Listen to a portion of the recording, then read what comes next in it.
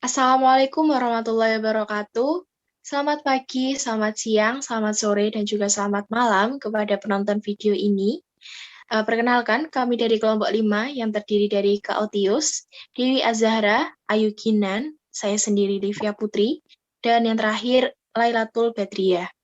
Kelompok kami akan mempresentasikan topik konsep dasar dan asuhan keperawatan pada pasien dewasa dengan penyakit Ludwig angina. Selanjutnya akan saya serahkan kepada rekan saya. Definisi atau pengertian dari penyakit Ludwig angina sendiri adalah suatu infeksi yang menyerang jaringan dasar mulut dan berpotensi bahaya hidup penderitanya. Ludwig angina termasuk ke dalam salah satu jenis infeksi yang menyangkut spesies submandibula kiri dan kanan, submental dan sublingual. Infeksi yang diakibatkan oleh penyakit ini termasuk kedaruratan yang perlu segera ditangani sehingga tidak berpotensi menyebabkan sumbatan jalan napas. Selanjutnya akan dijelaskan oleh rekan kelompok saya. Kemudian untuk etiologinya, menurut penelitian dilakukan oleh Pischardt dan kawan-kawan pada tahun 2001, dari 201 infeksi leher, terdapat 175 atau sekitar 83,3% dapat diidentifikasikan penyebabnya dan sisanya belum. Ludwig angina sendiri dapat disebabkan oleh infeksi gigi yang menjadi penyebab terbanyak yaitu sebesar 76% dan dapat juga disebabkan karena abses submandibula sebanyak 61%. Kemudian dari penelitian yang DKK pada tahun 2008, dari 100 infeksi, ada sekitar 77 penderita atau 77% dapat diidentifikasi sumber infeksi sebagai penyebabnya. 35% penyebabnya berasal dari infeksi orofaring yang merupakan penyebab terbesar, 23% disebabkan oleh ondotogenik, dan sisanya disebabkan oleh infeksi kulit, sialolitasis, trauma, tuberkulosis, dan juga kista yang terinfeksi. Baik, yang selanjutnya adalah patofisiologi Ludwig angina. Flora normal dalam tubuh akan berkembang dan membentuk abses. Abses yang telah terbentuk oleh flora normal di daerah mulut dan tenggorokan akan menyebar luas, kemudian membentuk pembengkakan di sekitar pipi sampai leher dan menyebabkan rasa ketidaknyamanan oleh penderita. Setelah pembengkakan yang terjadi selama 3 hari, pembengkakan tersebut akan terisi oleh pus, dan jika tidak ditangani, maka pus tersebut akan keluar dan membentuk fistel pada kulit. Jika pus sudah menyebar luas di area tenggorokan, ini dapat menyebabkan gangguan pernafasan yang disebut kondisi abses simandibular.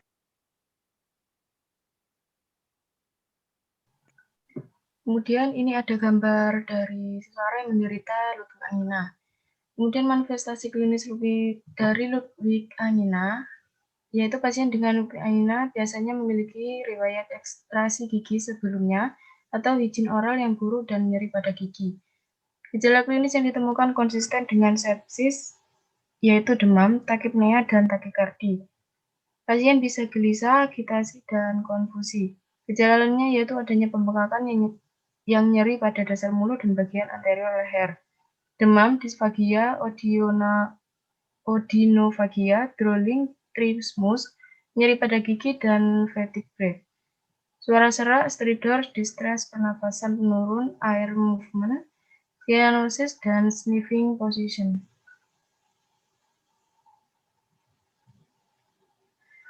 Kemudian prosedur diagnostik. Yang pertama, rongsen cervical lateral, yaitu untuk memberikan gambaran adanya pembengkakan jaringan lunak pada daerah prevertebra, adanya benda asing, gambaran udara di seputar air fluid level, erosi dari korpus vertebra, penebalan jaringan lunak pada prevertebra setinggi cervical 2, lebih 7 mm dan setinggi 14 mm pada anak. Dicurigai sebagai suatu abses retrofaring. Kemudian yang rongsen panoramik, yaitu dilakukan untuk mengetahui pada pasien infeksi leher dalam yang dicurigai berasal dari gigi. Kemudian ronsen toraks, yaitu untuk evaluasi mediastinum, episema subcutis, pneumonia yang dicurigai akibat aspirasi dari abses. Kemudian CT scan. Pemeriksaan klinis tanpa CT scan mengakibatkan estimasi terhadap luasnya abses yang terlalu rendah pada 70% pasien. CT scan memberikan gambaran abses berupa adanya air fluid level. Kemudian yang terakhir pemeriksaan bakteriologi. Pemeriksaan bakteriologi nanah dari lesi yang dalam. Setelah didesinfeksi kulit, nanah dapat diambil dengan aspirasi memakai jarum aspirasi atau dilakukan insisi. Nanah yang diambil sebaiknya tidak terkontaminasi dengan flora normal yang ada di daerah saluran nafas atau rongga mulut. Spesimen yang telah diambil dimasukkan ke dalam media transportasi yang steril.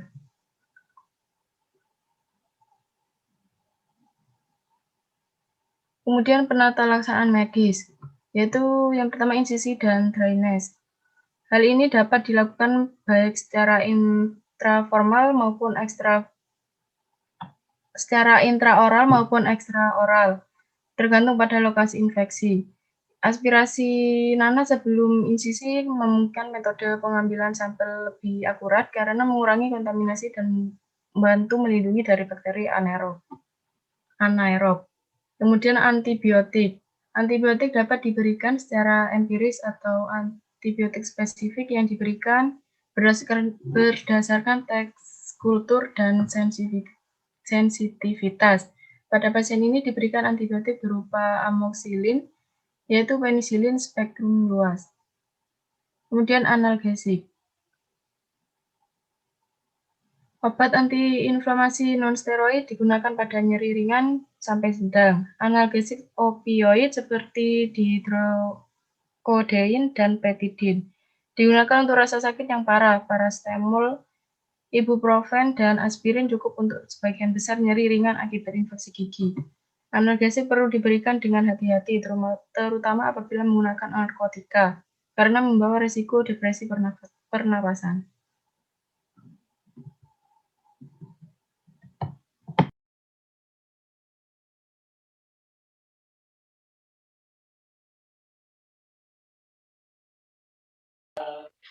Baik, selanjutnya adalah asuhan keperawatan. Next. Yang pertama ada simulasi kasus. Tuan C, laki-laki berusia 19 tahun, datang ke UGD Rumah Sakit Ahmad Yani Metro dengan keluhan nyeri pada leher sejak 2 hari sebelumnya. Nyeri dirasakan timbul mendadak, pasien juga merasakan lehernya semakin membesar setiap hari dan terasa kaku. Keluhan disertai demam selama 2 hari, pasien kesulitan untuk membuka mulut dan bicara karena nyeri dan bengkak pada leher, serta akan terasa semakin sakit saat bergerak.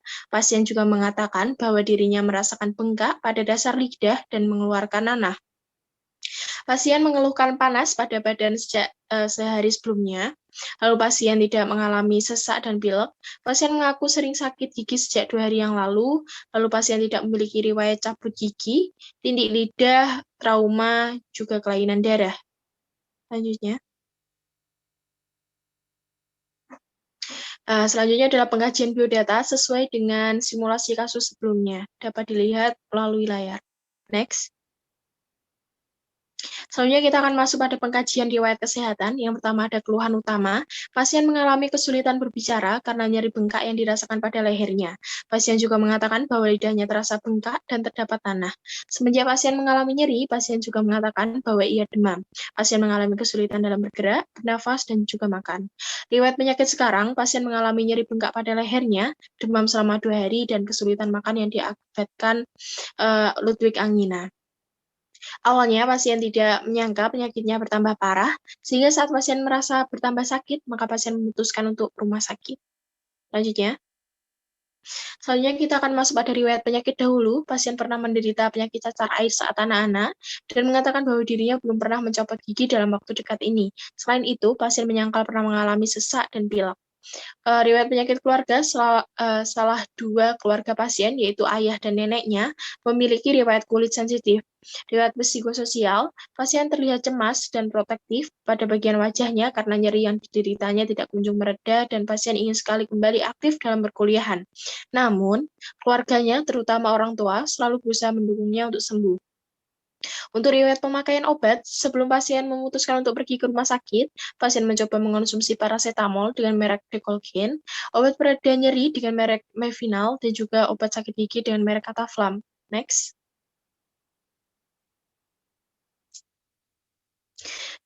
Selanjutnya kita akan masuk pada pengajian pola Gordon. Yang pertama ada pola persepsi kesehatan. Pasien tidak mengetahui tentang risiko apa saja yang dapat dideritanya akibat kesalahan penanganan pada penyakit yang dialaminya. Sehingga pasien memutuskan untuk langsung pergi ke pelayanan kesehatan terdekat setelah 2 hari mencoba mengonsumsi obat-obatan dari apotek untuk mengatasi masalah yang dialaminya. Lalu untuk pola nutrisi, pasien memiliki nafsu makan yang baik sebelum sakit dan makan kurang lebih 3 kali sehari secara teratur sebelum menderita Ludwig angina. Namun, setelah pasien menderita penyakit ini, pasien kesulitan untuk makan sehingga perlu bantuan dengan pemasangan NGT. Lalu untuk pola eliminasi, tidak terjadi gangguan pola eliminasi pada menderita Ludwig angina. Urin pasien berwarna kuning, kuning muda, dan memiksi 5 kali dalam sehari. Pasien hanya kesulitan saat mencoba turun dari bed menuju kamar mandi akibat nyeri pada lehernya.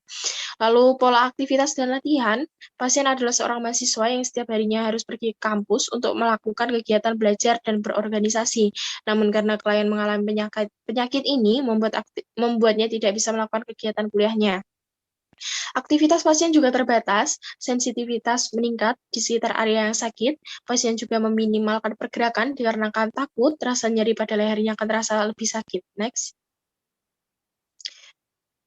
Selanjutnya adalah pola tidur dan istirahat. Sebelum sakit, pasien memiliki jam tidur selama 6-7 jam per hari dan memiliki kebiasaan tidur pukul 10 malam.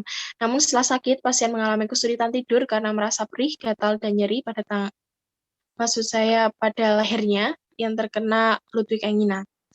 Lalu pola kognitif perseptual, ada kekhawatiran pada pasien akibat Ludwig angina yang ada pada leher pasien, pikiran sulit berkonsentrasi akibat perih, panas, dan nyeri yang dirasakan.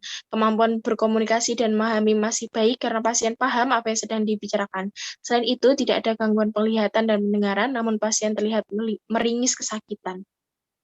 Lalu untuk persepsi diri, terjadi gangguan citra diri di mana pasien merasa bahwa dirinya hampir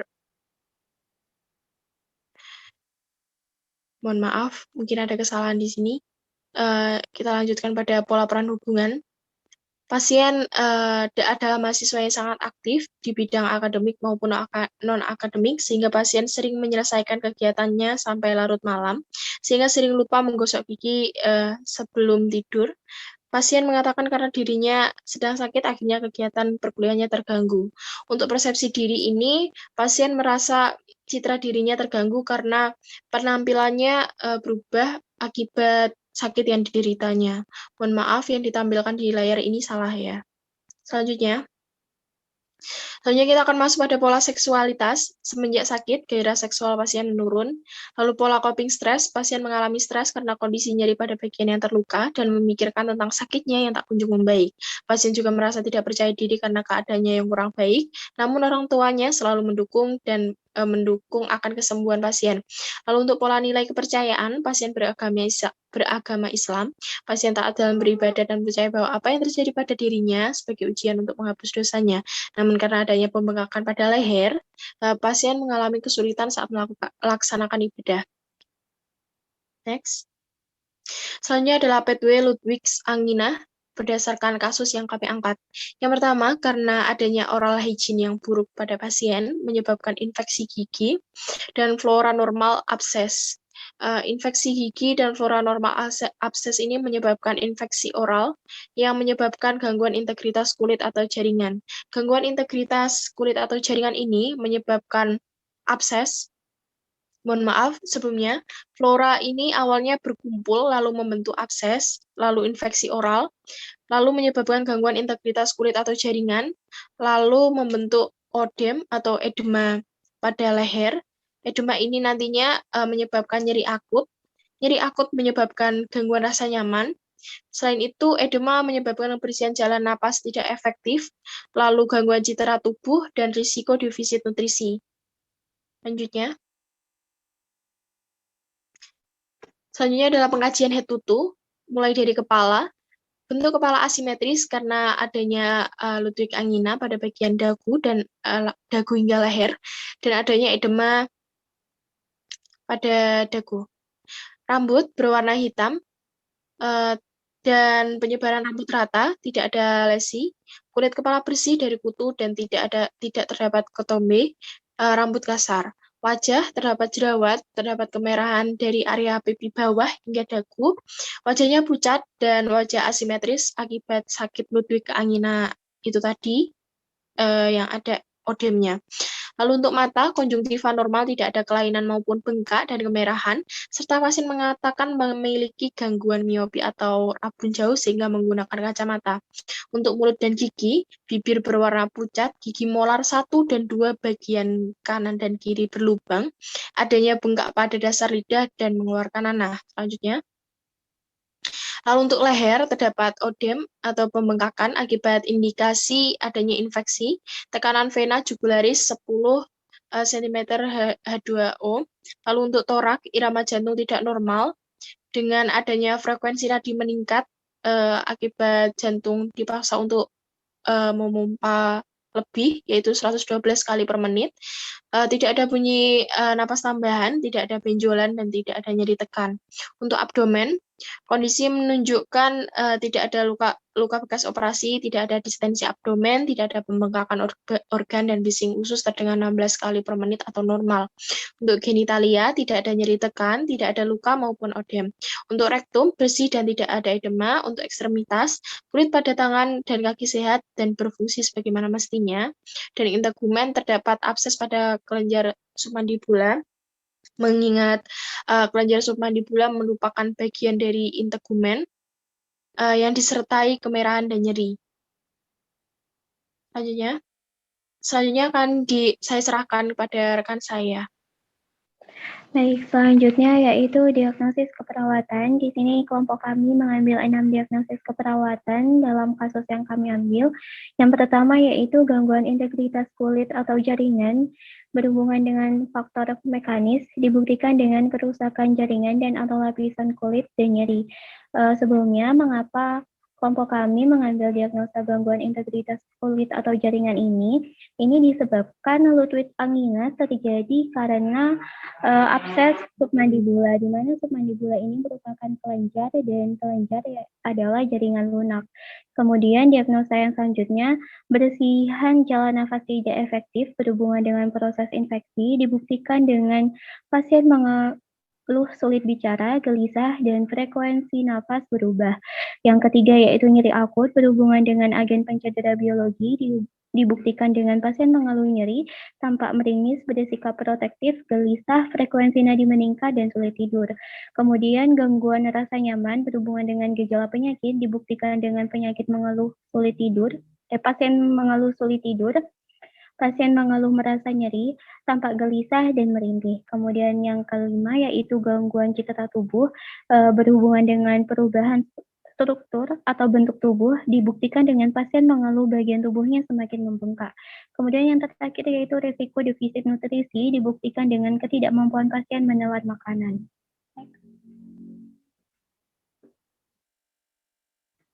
Kemudian perencanaan keperawatan untuk diagnosa yang pertama yaitu gangguan integritas kulit atau jaringan dengan tujuan dan kriteria hasil yaitu setelah dilakukan tindakan keperawatan selama 3 kali 24 jam, diharapkan gangguan integritas kulit atau jaringan dapat diatasi dengan kriteria hasil kerusakan jaringan 5, nyeri 5, dan suhu tubuh 5.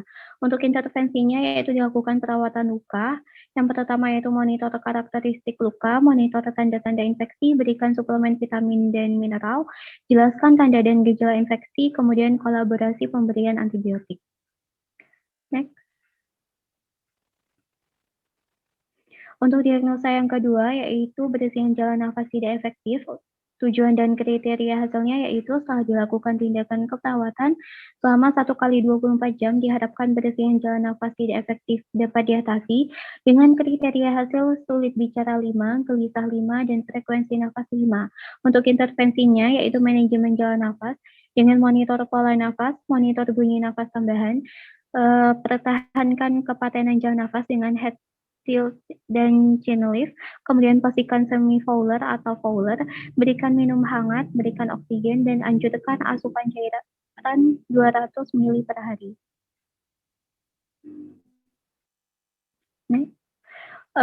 Kemudian diagnosa selanjutnya yaitu nyeri akut dengan tujuan dan kriteria hasilnya yaitu setelah dilakukan tindakan keperawatan selama 1 kali 24 jam diharapkan nyeri pada pasien dapat diatasi dengan kriteria hasil keluhan nyeri 5, meringis 5, sikap protektif 5, gelisah 5, dan kesulitan tidur 5.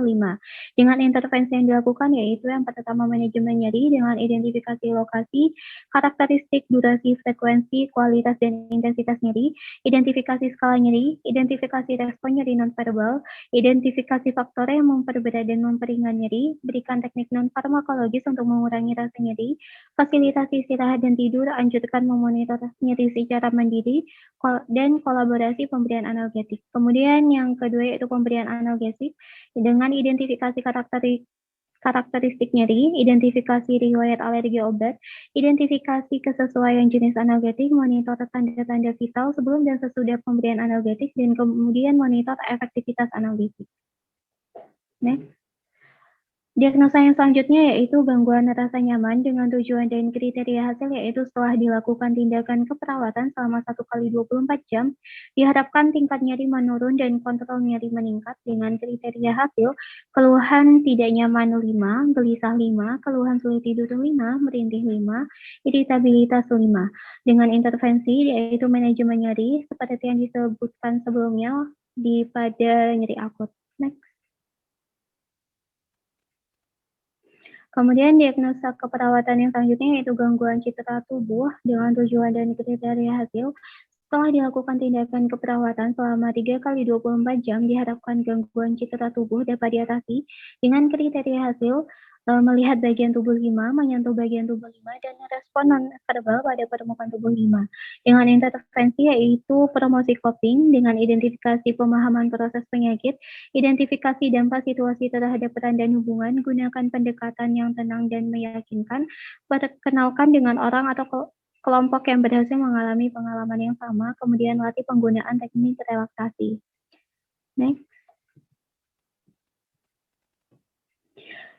Diagnosa yang selanjutnya yaitu resiko defisit nutrisi dengan tujuan dan kriteria hasil setelah dilakukan tindakan keperawatan selama 3 kali 24 jam. Diharapkan resiko defisit nutrisi dapat diatasi dengan kriteria hasil berat badan 5, indeks massa tubuh 5, dan frekuensi makan 5 dengan intervensi manajemen nutrisi yaitu identifikasi status nutrisi, identifikasi alergi dan intoleransi makanan, identifikasi kebutuhan kalori dan jenis nutrien, kemudian monitor asupan makanan dan monitor berat badan.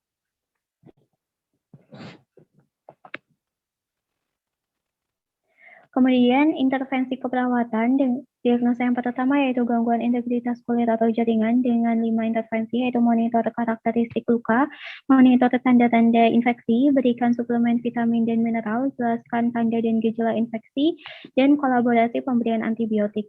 Kemudian diagnosa yang kedua yaitu bersihan jalan nafas tidak efektif dengan intervensi yang pertama yaitu monitor pola nafas, kedua monitor bunyi nafas tambahan, 3 pertahankan kepatenan jalan nafas dengan head tilt dan chin lift, kemudian posisikan semi fowler atau fowler, berikan minum hangat, berikan oksigen, dan anjurkan asupan cairan 200 ml per hari. Kemudian untuk nyeri akut ada 17 intervensi. Yang pertama yaitu identifikasi lokasi, karakteristik, durasi, frekuensi, kualitas, dan intensitas nyeri. Kemudian identifikasi skala nyeri. Yang ketiga yaitu identifikasi respon nyeri nonverbal. Kemudian identifikasi faktor yang memperberat dan memperingan nyeri, berikan dan anjurkan teknik non-farmakologis untuk mengurangi rasa nyeri, fasilitas istirahat dan tidur, jelaskan strategi meredakan nyeri, dan anjurkan monitor nyeri secara mandiri. Untuk selanjutnya sama yang seperti yang dijelaskan sebelumnya. Next. Yang keempat yaitu gangguan rasa nyaman, di mana gangguan rasa nyaman ini untuk indikasinya identifikasi lokasi, karakteristik durasi, frekuensi, kualitas, dan intensitas nyeri. 2. Identifikasi skala nyeri. Yang ketiga, identifikasi respon nyeri nonverbal. Yang keempat, identifikasi faktor yang memperberat dan memperingan nyeri. Yang kelima, berikan dan anjurkan teknik non-farmakologis untuk mengurangi rasa nyeri, fasilitas istirahat dan tidur, jelaskan strategi meredakan nyeri, anjurkan monitor nyeri secara mandiri, dan hindari menempatkan pada posisi yang dapat meningkatkan nyeri. Next. Yang kelima yaitu gangguan citra tubuh dengan intervensi yang pertama yaitu identifikasi pemahaman proses penyakit, kedua identifikasi dampak situasi terhadap peran dan hubungan, gunakan pendekatan yang tenang dan meyakinkan, perkenalkan dengan orang atau kelompok yang berhasil mengalami pengalaman yang sama, dan kelima yaitu latih penggunaan teknik relaksasi. Yang keenam yaitu risiko defisit nutrisi dengan intervensi yang pertama yaitu identifikasi status nutrisi, kedua identifikasi alergi dan intoleransi makanan, ketiga identifikasi kebutuhan kalori dan jenis nutrien, keempat monitor asupan makanan, dan yang kelima yaitu monitor berat badan.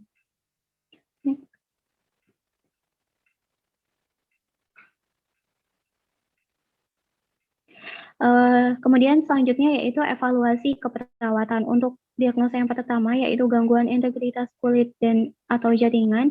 Dengan evaluasi subjektif yaitu pasien mengatakan sedikit nyeri pada area mulut. Pasien mengatakan paham mengenai tanda dan gejala infeksi. Untuk objektifnya yaitu demam pasien sedikit menurun, pasien masih terlihat meringis. Kemudian untuk analisisnya yaitu skor skala kerusakan jaringan saat ini 4, skor target 5, skor skala nyeri saat ini 4, skor targetnya 5, dan skor skala suhu tubuh saat ini 4, skor target 5, dan masalah masih ada yang perencanaan efektif. Kemudian lanjutkan perencanaan nomor 2, 3, dan 5. Kemudian bersihan jalan nafas tidak efektif, subjektifnya yaitu pasien mengatakan nyaman dengan posisi semipolar. Untuk objektifnya tidak terdengar bunyi nafas tambahan, pasien tidak terlihat sulit bicara. Kemudian gelisah pasien terlihat berkurang.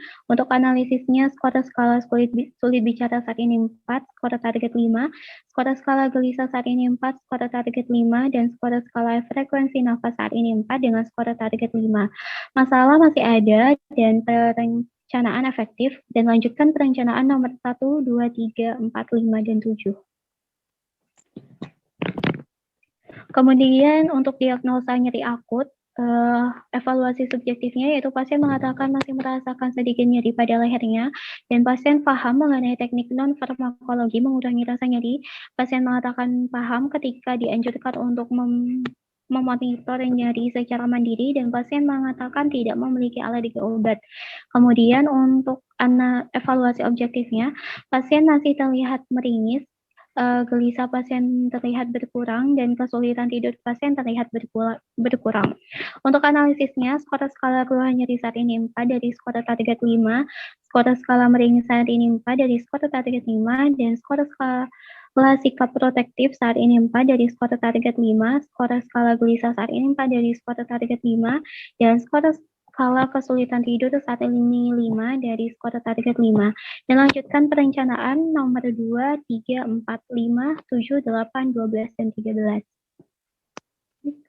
Untuk gangguan rasa nyaman, evaluasi subjektifnya yaitu pasien mengatakan masih merasakan sedikit nyeri pada lehernya, pasien paham mengenai teknik non-farmakologi mengurangi rasa nyeri, dan pasien paham ketika dianjurkan untuk memonitor nyeri secara mandiri.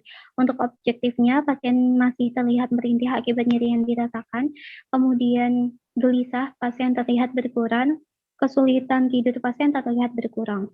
Untuk skor skala keluhan tidak nyaman saat ini 4 dari skor target 5, skor skala gelisah saat ini 4 dari skor target 5, skor skala keluhan sulit tidur saat ini 5 dari skor target 5, dan yang terakhir yaitu skor skala merintih 4 dari skor target 5.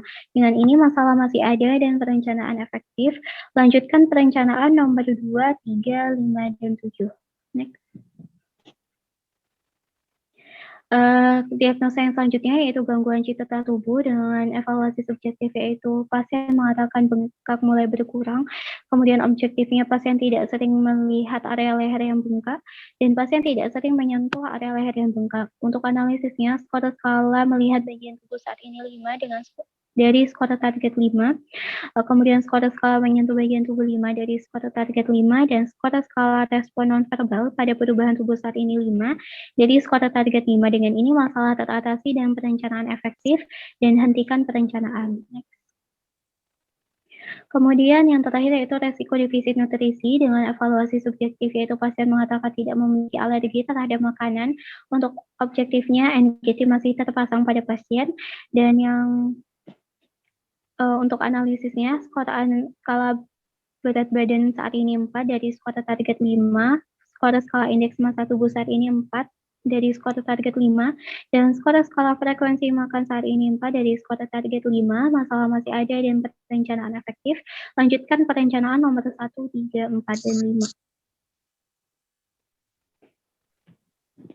Baik, terima kasih. Tapi sebelumnya, infeksi Ludwig's angina yang terlambat ditangani, maka akan menyebabkan sumbatan jalan napas yang lebih parah, sehingga diperlukan teknik pembedahan untuk mengatasi masalah tersebut. Selanjutnya, akan kami tampilkan video pembedahan dari Ludwig's angina.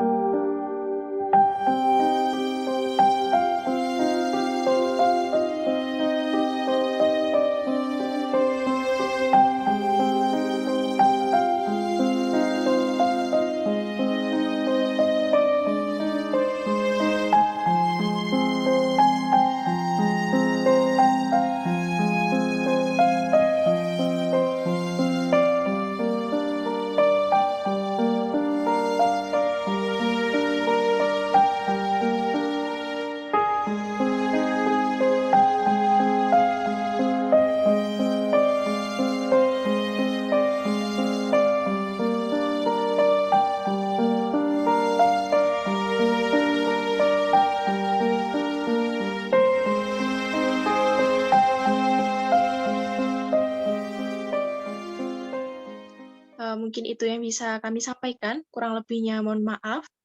Terima kasih. Wassalamualaikum warahmatullahi wabarakatuh.